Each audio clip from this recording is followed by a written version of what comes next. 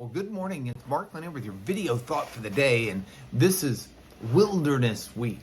This is a week where I'm looking at lessons that we can learn as we go through those dry wilderness places in life. And I'm using, for the analogy, the Israelites going through the wilderness after God redeemed them from the slavery and bondage and abuse of Egypt.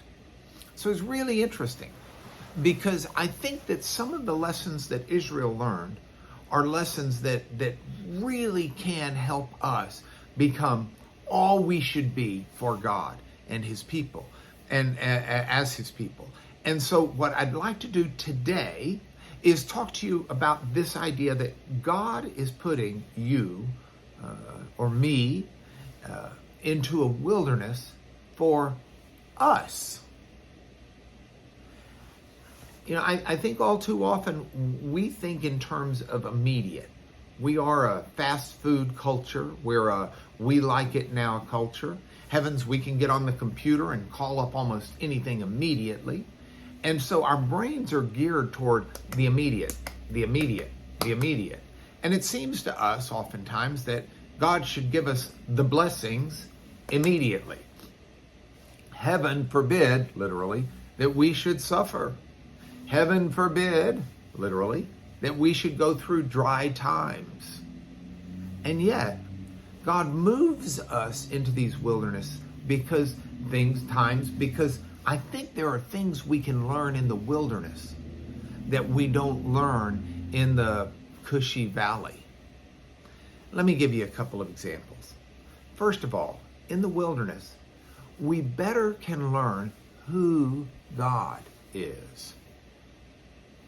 See, when Israel was moving into the wilderness, they saw and understood God as a redeemer God who was interested in them. He redeemed them from where they were. But before He could get them into the promised land, He needed, like a snake sheds its skin, He needed them to shed so much of the distraction and the garbage and the lack of focus on God.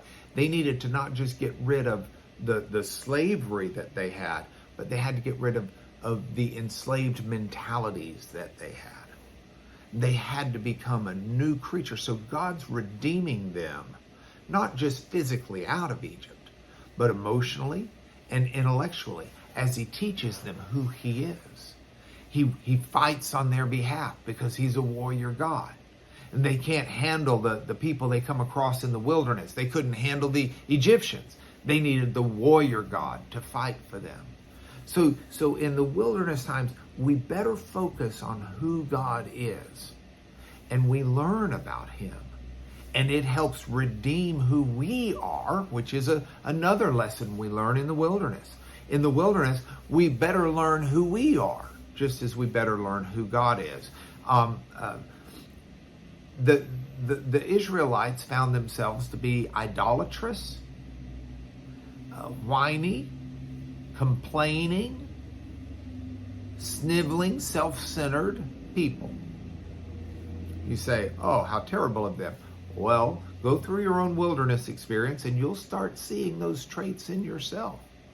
You'll find yourself complaining, why am I in the wilderness? Why did God do this to me? I could do so many better things if I were not here.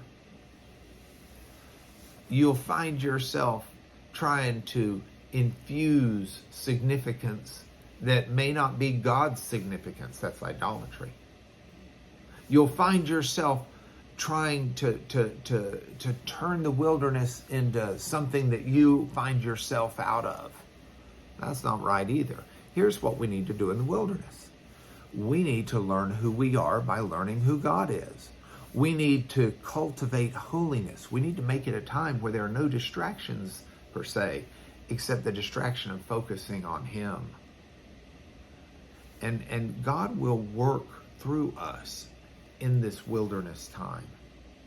And the wilderness time will end when those lessons are done and God's ready to move us on to something else. But the wilderness time is a unique time to grow unique qualities of awareness and holiness and focus in you and in me as we better learn who our God is and better learn who we are. All right, more wilderness lessons tomorrow, but that's your video thought for today.